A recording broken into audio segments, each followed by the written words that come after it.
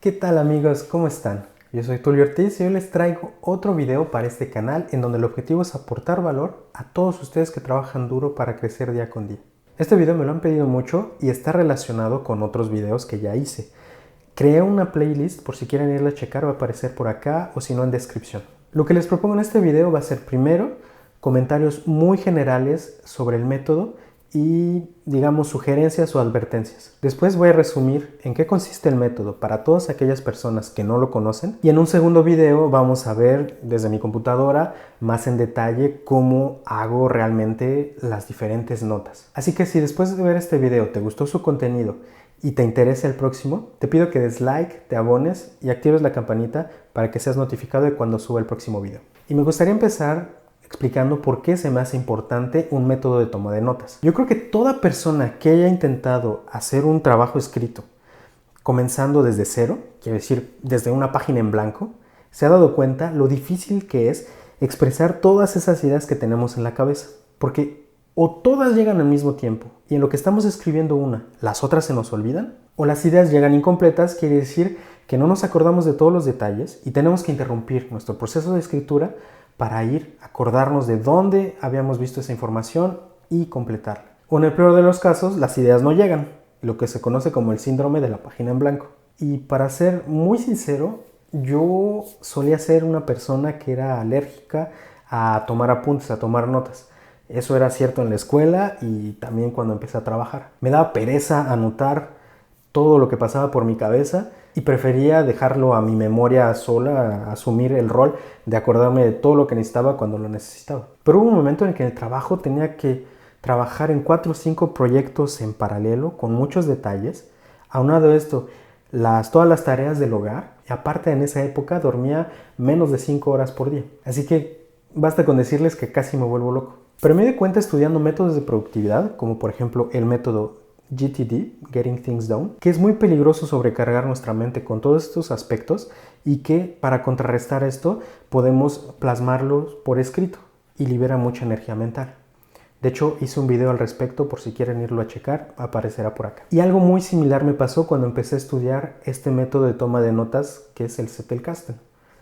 Cuando estaba estudiando el libro How to Take Smart Notes, su autor Sonke Arens nos explica que es muy importante liberar de toda esta carga mental nuestro cerebro para podernos concentrar en la parte que cuenta, que es la parte creativa y de reflexión. Y este llegó a un punto por el que se me ha hecho un poco complicado hacer este video. Y esto es que pienso que un sistema de toma de notas o la implementación de un sistema de toma de notas es algo muy personal. Por lo menos en mi caso, he ido adaptando el método de toma de notas poco a poco con el tiempo, a mi manera de pensar, a lo que más se me acomoda y a lo que mejor se ajusta con mi organización diaria. Así que estoy seguro de que hay mejores maneras de hacerlo y sobre todo maneras que se acomodarían más a su forma de trabajar. Pero como me lo sugirieron, yo creo que lo que voy a explicar en este video les puede servir como inspiración para empezar. O por lo menos habrá partes que puedan adaptar a su forma de tomar notas. Por otro lado, me gustaría también mencionar una consecuencia de esto, es que lo que les muestro es cómo trabajo hoy en día. Porque sí, la manera en que aplico este método ha ido cambiando también con el tiempo. Y estoy seguro que va a evolucionar y va a volverse cada vez mejor. Pero bueno, lo que quiero decir con todo esto, mi mensaje, es que no creo que haya malas maneras de hacerlo. Simplemente hay mejores maneras que podemos ir descubriendo poco a poco con el tiempo y con la práctica. Y mi objetivo sería que te apoyes en lo que te presento aquí para que desarrolles tu propio método, el que más te convenga a ti. Pero esto lleva a una pregunta: ¿cómo saber qué es lo que más nos conviene? Y aquí, lamentablemente, la única solución que te puedo proponer es la práctica. Miren, yo veo este método de toma de notas y de hecho, como muchas otras cosas en la vida, como aprender a andar en la bicicleta. Porque si no sabemos andar en la bicicleta, podemos pasar mucho tiempo estudiando toda la teoría que hay alrededor de ella, estar viendo y buscando cuáles son las mejores bicicletas, las que mejor nos van a convenir. Pero al final del día, para aprender, lo que necesitamos es subirnos a la bicicleta y empezar a experimentar con el balance, con el equilibrio, y poco a poco, con la práctica, es como podemos aprender. Así que mi mensaje aquí es: lo más importante es lanzarse. Y sí, pues al principio es incómodo, tenemos muchas dudas, no sabemos si lo estamos haciendo bien, Pero poco a poco, con el tiempo y con la práctica, vamos a ir resolviendo todas estas cuestiones. Y la verdad es lo mismo con las herramientas. Yo, en lo personal, ocupo una combinación de Notion y de Obsidian. Notion lo ocupo para mi base bibliográfica y Obsidian lo ocupo para lo que es realmente el Zettelkasten. Yo ocupo Notion para mi base bibliográfica, que es ahí donde ponemos todas las notas literarias. Y lo que me gusta de un lado es que tiene un alto grado de personalización, lo que quiere decir que puedo adaptarlo como yo quiera. Y lo que me gusta mucho es que puedo acceder desde cualquier parte, ya sea desde mi teléfono, en cualquier computadora o iPad. Y esto hace que pueda acceder a mi base bibliográfica desde donde sea. Por otro lado, Obsidian me gusta mucho su manejo de las ligas y también su modo visualización. Es un programa que se me hace muy ligero y agradable de utilizar. Así es como yo ocupo estas dos herramientas. Pero mi mensaje es que para empezar no importa para nada la elección de la herramienta. Realmente creo que se puede hacer con cualquiera y solo tienen que escoger la que les atraiga más, o las 2 o 3 que les atraigan más. Y sí es cierto que esta herramienta o la otra tiene algunos puntos específicos que va a ser mejor para tal o tal cosa. Pero al final hay que acordarnos que las herramientas solo están ahí para facilitarnos la vida y no son las herramientas las que nos enseñan el método. Por ejemplo, un martillo nos ayuda a clavar clavos, una sierra nos ayuda a cortar la madera, pero jamás el martillo y la sierra nos van a enseñar cómo podemos armar una mesa. Y es lo mismo con estas herramientas. Lo importante, lo repito, es lanzarse y poco a poco vamos a ir descubriendo lo que más se nos acomoda. Pero bueno, a pesar de todo, yo sé que lo mejor es empezar con buenas bases. Así que vamos a ver en qué consiste este método. El objetivo del método Zettelkasten es crear una base de conocimiento, ya sea física, por medio de notas escritas, o digital. La base, que son nuestras ideas con respecto a diferentes dominios de conocimiento, están materializadas con lo que se conoce como notas permanentes. Y lo más importante de este método es la interconexión entre todas estas ideas. Esta base tiene un doble beneficio. 1. Mejora el aprendizaje. Y 2. Facilita la creación de textos escritos. Con respecto al aprendizaje, esta base nos permite de mejorar la retención de información, quiere decir acordarnos mucho mejor de todos los conceptos. Y esto es porque se sabe que nuestro cerebro trabaja por asociación de ideas y esto es el punto central del método Zettelkasten y por eso es que es tan eficaz. Además, el método nos incita a expresar nuestras ideas de manera escrita y esto se sabe también que es un método de aprendizaje muy poderoso. De hecho, se le llama seguido el método Feynman, que también hizo un video que aparecerá por aquí. Y el tercer punto es que trabaja la repetición. Y esto se hace porque el método nos permite trabajar regularmente con todas las ideas que están presentes adentro, que también es un método de aprendizaje reconocido para la retención de información. Como decía, el hecho de plasmar todas nuestras ideas de forma escrita libera nuestra mente. Porque les recuerdo que 3/4 partes de lo que leemos se nos olvidan a tan solo una semana después de haberlas leído. Así que en lugar de desgastar nuestra energía mental tratando de acordarnos de todo lo que sabemos, la base de conocimientos está ahí para apoyarnos y eso nos permite concentrarnos en lo importante que es la creatividad y la reflexión cuando queremos escribir. Y con esto evitamos el síndrome de la página en blanco. Como lo mencioné en el video de introducción, que también aparecerá por acá, el método, como nos lo sugiere Sonke Arens en su libro How to Take Smart Notes, está basado en 3 tipos de notas. Las notas rápidas, las notas literarias y las notas permanentes. Así que les propongo ahora ver un poco más en detalle en qué consisten estas 3 tipos de notas. Y vamos a empezar con las notas permanentes, que son las más importantes. Las notas permanentes es muy simple.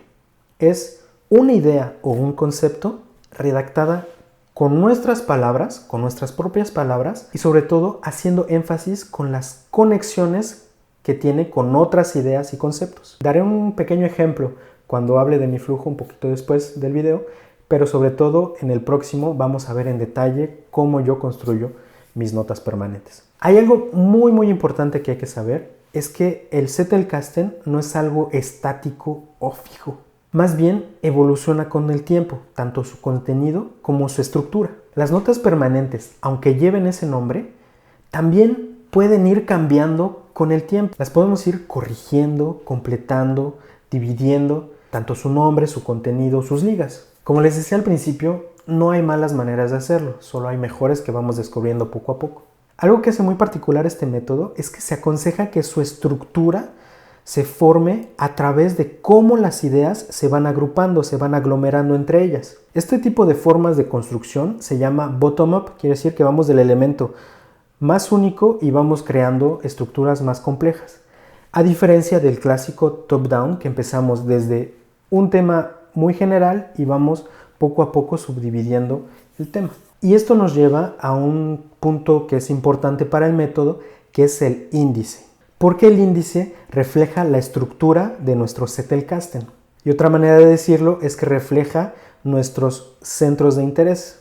Quiere decir, los temas que más van agrupando nuestras notas son las que más nos interesan. Y como la estructura, las entradas en el índice tienen que ir saliendo poco a poco de las agrupaciones de ideas. Esto, tengo que ser sincero, al principio me costó un poco de trabajo porque pues yo empezaba muy clásicamente dividiendo todos mis centros de interés: finanzas, productividad, programación, ciencias, y de ahí empezaba a crear después las divisiones y empezaba a poner mis notas adentro, y sí me causó un poco de conflicto. Lo que estoy tratando de hacer ahora es tratar de dejar más las notas agruparse y empezar a crear entradas en función de eso y no al revés. Y puede que el índice de una u otra manera se parezcan mucho, pero poco a poco haciéndolo sí me doy cuenta de que no es tan difícil y sí puede irse haciendo de manera natural poco a poco. Y sobre todo cuando estamos empezando, porque no tenemos muchas notas y es difícil irlas haciendo. Entonces al principio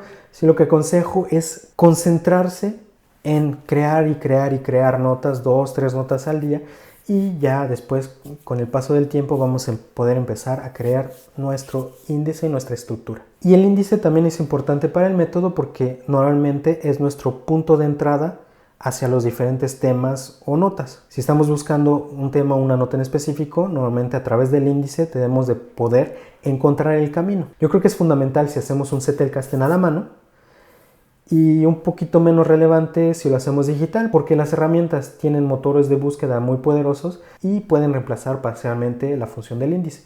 Pero bueno, de todas maneras sí les aconsejaría trabajar uno.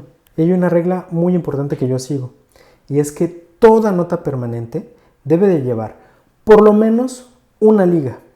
Una liga ya sea hacia el índice o hacia otra nota que esté ligada a su vez al índice.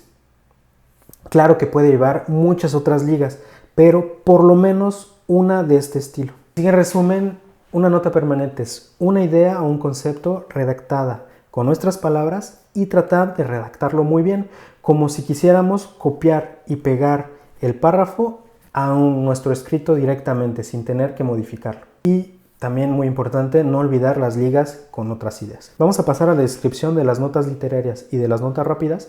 Pero sí se me hace muy importante decir que tanto las notas literarias como las notas rápidas, su función, al final de cuentas, lo que queremos a partir de ellas es crear y concretizar notas permanentes. Y esto es importante cuando estamos en la reflexión si una tal nota literaria o rápida es pertinente o no.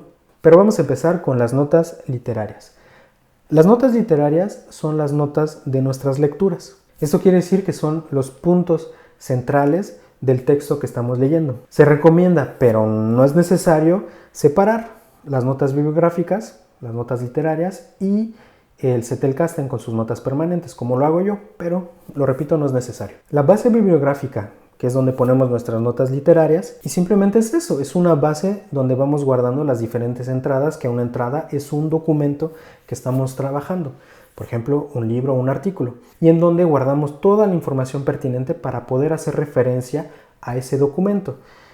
Su título, el autor, el año, cuando son artículos, la página o el volumen, etcétera, etcétera. Lo que hacía Luhmann, que es una de las personas más prominentes en haber utilizado este método, es que utilizaba fichas en cartón. De un lado escribía todas las referencias bibliográficas, como decía el título y todo eso, y del otro lado es donde iba escribiendo sus notas. En página tal, el autor dijo tal. En página tal, el autor dijo tal. Conclusión, etc. En un sistema digital es solo un archivo que se le asocia a cada entrada. Yo en lo personal, como decía, utilizo Notion. También hice un video en donde explico cómo creé mi base bibliográfica, que también aparecerá por acá. Y lo que hago es que lleno mi entrada con la información del libro o del artículo, hago clic en el nombre y aparece una página donde puedo escribir todas mis notas. Y como decía, puedo acceder desde mi teléfono o en cualquier computadora. ¿Qué es lo más importante cuando estamos tratando de hacer notas literarias? Hacer una nota literaria no es solamente copiar tal cual el texto del libro. Lo mejor es tratar de redactarlos muy sencillamente con nuestras propias palabras. Esto, como les decía en los beneficios del método, nos permite memorizar mejor y estar seguros de que entendimos bien la idea en cuestión. Y, repito, lo que es importante cuando estamos haciendo nuestras notas literarias es que tenemos que estar previendo que su finalidad es de transformarse en notas permanentes. Y para terminar la descripción de las notas, un pequeño punto sobre las notas rápidas. Estas son notas que cuando nos llega una idea y no tenemos acceso directo a nuestras bases, por ejemplo, justo cuando acabamos de discutir con una persona o estamos caminando o estamos ocupados en algún lado, tenemos que tener un medio de escribir esa idea y de transformarla en algo redactado. Y estas son las notas rápidas. Es simplemente en cualquier pedazo de papel, una servilleta o un cuaderno que llevamos con nosotros todo el tiempo, pues ir anotando todas estas ideas. Lo importante, como lo dice nuestro amigo Sonke Arens, es que hay que procesarlas lo más rápido posible. Si las escribimos, hay que tratar de procesarlas antes de que termine el día, porque si no, esto simplemente se va a volver notas que no nos vamos a acordar de dónde salieron, del contexto, y no van a servir para nada. Así que si tenemos una idea y no tenemos acceso a nuestras bases, pues la escribimos en cualquier lugar y tratar, antes de que termine el día, de incluirlas, si posible o si conviene, en nuestra base Zettelkasten. Pues muy bien, llegamos a la última parte de este video, en donde les platico un poco de cómo organizo mi flujo de trabajo con respecto a mi Zettelkasten. Van a ver, es bien sencillito, hay 3 etapas. En la primera, leo mis libros y mis artículos, los subrayo y los anoto. 2, hago mis notas literarias. Y 3, hago mis notas permanentes. Tan fácil como eso. Pero bueno, vamos a ver un poco más en detalle cada etapa. Pues sí, en la primera etapa voy leyendo y voy subrayando y voy anotando. Todos mis libros, miren, este es el libro How to Take Smart Notes. Pues en todos los libros van a ver, está mucho subrayado y también cuando se me hace muy importante y no tengo acceso a Notion, pues ahí voy escribiendo mis notas, que yo les llamaría notas rápidas, directamente en el libro. Yo sé que hay gente que es un poco alérgica a maltratar a los libros así. A mí se me hace una lástima no hacerlo. Y si bien los libros de fantasía casi no lo hago, todo lo que es libro de trabajo, sí, todos mis libros que realmente estoy estudiando, pues todos están así, ¿no? Repletos de post-its, de anotaciones y todo. Aquí mi única sugerencia es que si no les gusta maltratar los libros, pueden pasar al formato digital. Yo también ocupo un Kindle y pues ahí subrayamos sin dañar nada. Y aparte hay maneras de pasar todo lo que subrayamos directamente a nuestro Notion, que es muy poderoso. Así que si les interesa, pónganme en los comentarios para que haga un video específico de este punto. Y el cómo subrayo, pues realmente creo que lo hago de manera muy clásica.